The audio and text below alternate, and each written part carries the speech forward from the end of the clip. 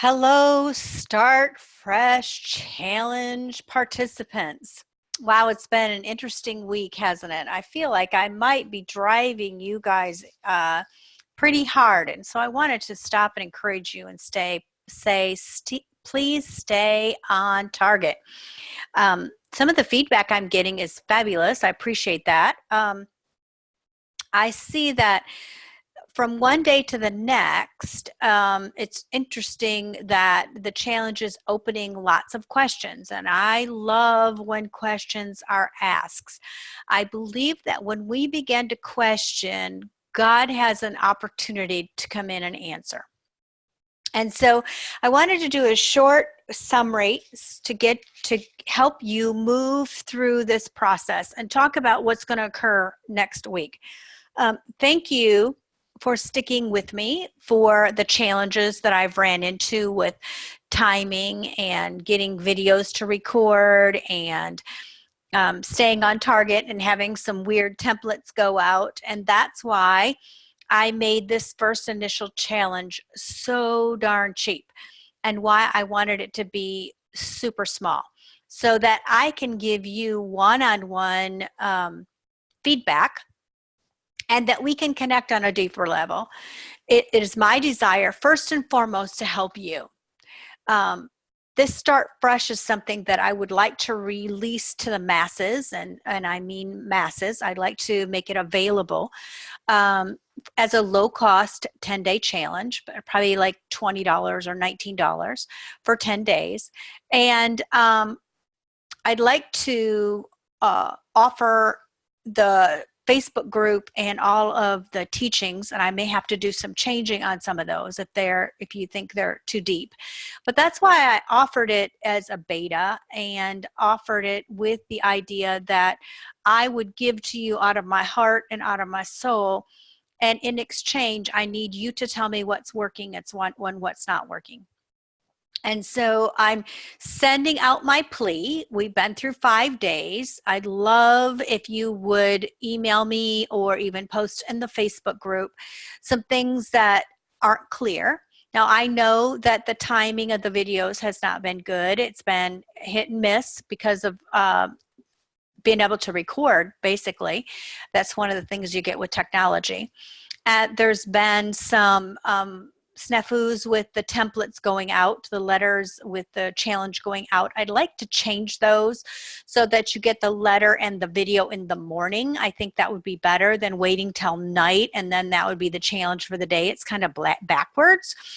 Either that or allowing the video to come out at night for the next day. I'm not sure, but I think the best way to try and keep on track is for the email and the video both to come out in the morning, and then you'd have all day and evening to respond and get in the Facebook group and work on that challenge, and then the next morning would be the next one. So I think I'm going to change that next week so it happens that way. I'd like to have your input. I was also thinking of adding some live, doing the lessons recorded, and that helps me get them out. If I can record them, then there's not as much pressure with trying to get things working technically wise when I have problems with the technical part. But it also would free me to be able to do a live question and answer or some interaction that way in the evenings. Maybe not every night, but a couple of times a night. Also, I'd like some feedback on the length of the videos. Would it be better rather than doing like a couple of letters per night if I just, not letters, but words per night if I just stuck with one? Also, because I was also considering picking up the wrong letter and having it not fit. But I think that just adds some more complications, and I'm really glad that I didn't do that. Also, one of our members and I will keep that anonymous from her, for her, but has graciously giving me some graphics that I may turn into a workbook. If you I'd like some feedback on that if you think that would be appropriate and if that would be an additional value for the challenge if you had a workbook to go through with the videos. So those are some of the things that I'd like some feedback on. If you see something other than what I've just said, because there's some blaring ones, the email trouble and the videos, trying to get those to go out. I think that would really be helpful to have the lesson or the email, the video to come out on the email. And I think I need to get more clearer on the challenge for the day. And I'm not sure if I want a challenge for the day. I guess that's another question. Or should it just be an overall challenge? What is God speaking to you? What are you struggling with? What do you need help with? So those are the kinds of feedback that I would love to get back. And if God is doing anything in your life, I'd love to have that as well, because I need, just going to be flat out honest, I need social proof. Now, most of you in this group or that is taking this challenge know me personally.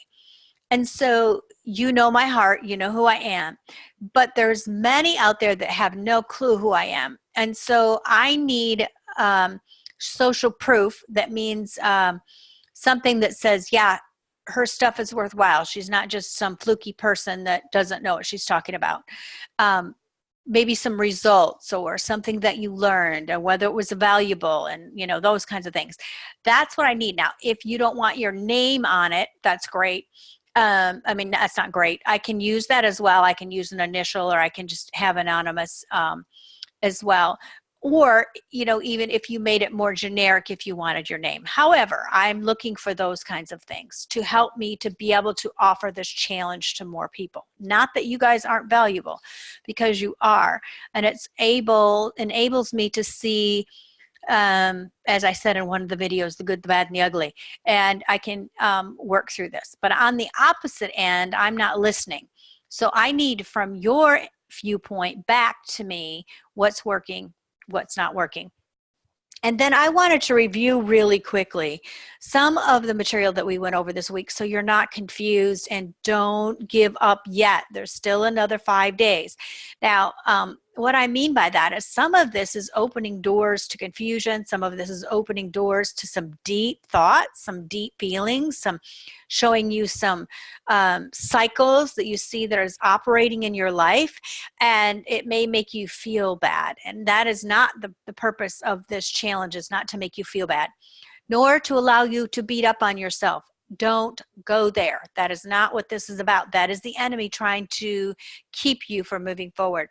What it's doing, or my hope that, and my prayer, my belief is that it's opening the door so that you can ask questions. It's opening the door so you can look. And as we ask questions, as we look, then the Lord, he meets us there and he gives us the answers. Excuse me. Always, right? So I want you to stay with me and stay in the process. Just a minute. I'm going to cough. I'm going to try and turn my sound off so you don't have to hear me. There. Hopefully that worked. I want you to stay in the process. Now, if you join this challenge, you're a Christian. I know you. I know that you're a Christian. Now, you may not be exactly where you want to be. I understand that. We're not always there. But you are a Christian. You know who Jesus is, and you know what salvation is. But you may know in your spirit, but is it being extended throughout the rest of you? Is it being extended in your mind, in your will, your emotions? Is it being extended through your life every day, that you know that God's got you?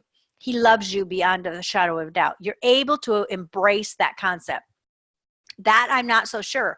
Because if we truly, truly, truly knew how much God loved us, nothing would be a problem, because we would know his provision was there.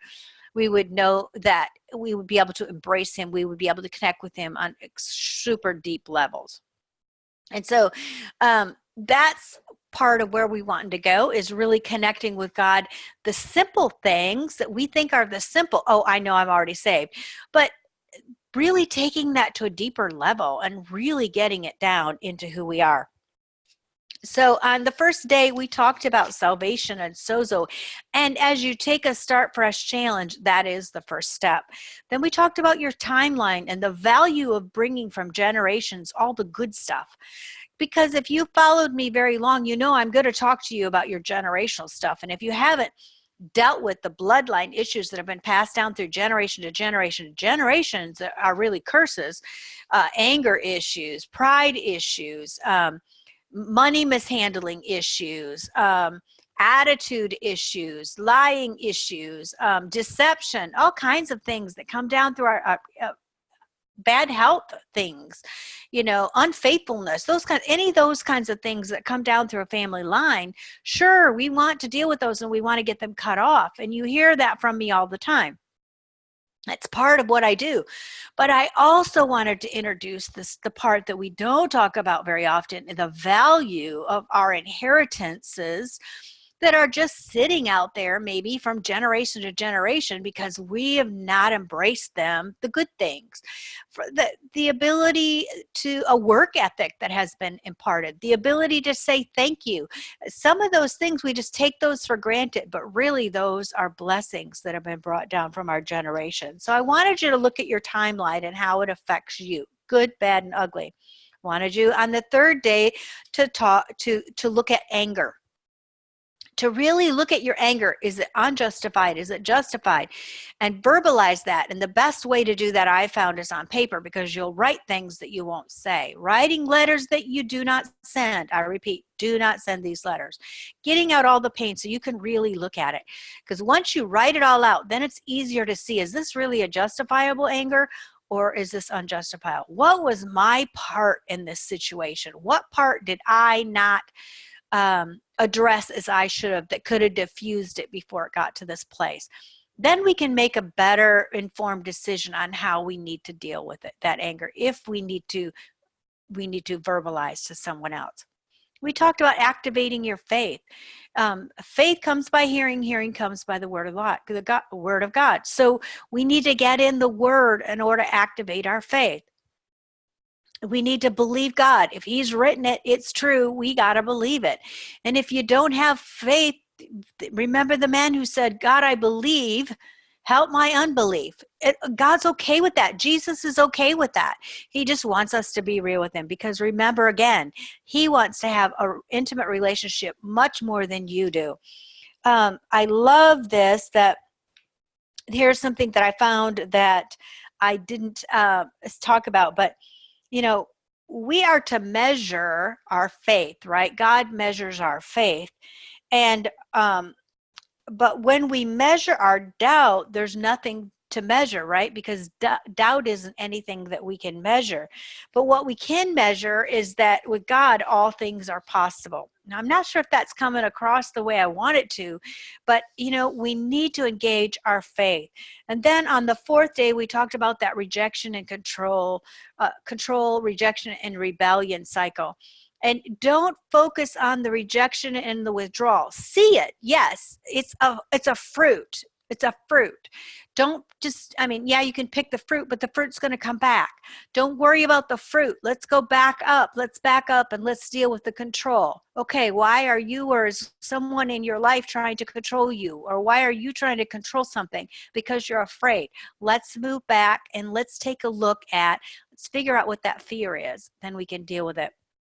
And I do want to say that I can very confidently say that probably 85 to 90% of fear that you're dealing with is a lie, because fear is really, most of it is a spirit. It's a spirit that the enemy uses to keep us controlled, to keep us paralyzed from moving into what God has for us, or to moving into something that's not authentic. It's not real. It's twisted. It's plastic. It's not real. It's superficial. So we need to deal with our fears. So we will be dealing more about that on day 6. So stay with us, but keep track. Keep track. I think that's invaluable if we would have a journal or a workbook to move through for these reasons. And then on day 5, we talked about your thinking and your thoughts, about aligning your thoughts with God, his nature, his character, and his word. If we're thinking something about ourselves, if we're thinking something about someone else, or a situation that isn't what God would think about it, then we have the wrong thinking. And I love this, that when we align our thinking with the Lord, then we're limitless. Think about it. God is limitless, right? His power, his ability to create is limitless. And when we align with him, we have that same limitlessness within us. Thought that was so good. So I want you to stay with me. Stay with me, stay with me, stay with me. You're doing great. I'm getting lots of feedback, lots of feedback, lots of feedback. Now, and I'm not a sicko. I don't desire to feel your pain. I don't. What I desire to see is that God is stirring it up, because if he's stirring it up, he wants to heal it. He wants to fix it. He wants to draw you close to him. Don't get in the trap of closing it down and going back to the way you were before. So hopefully this was an encouragement video and not a lecture. Let me know about the things that I said at the very beginning. I'd love to know. Am I talking too long? Am I giving too much information? Should I make the challenge, let the challenge part be just the lessons and not issue a challenge a day? What would make this better on your end? I'd love to hear, and I'd love to hear if God is doing something in your life. God bless you, and I may see you again before the end of the weekend. See you. Thanks.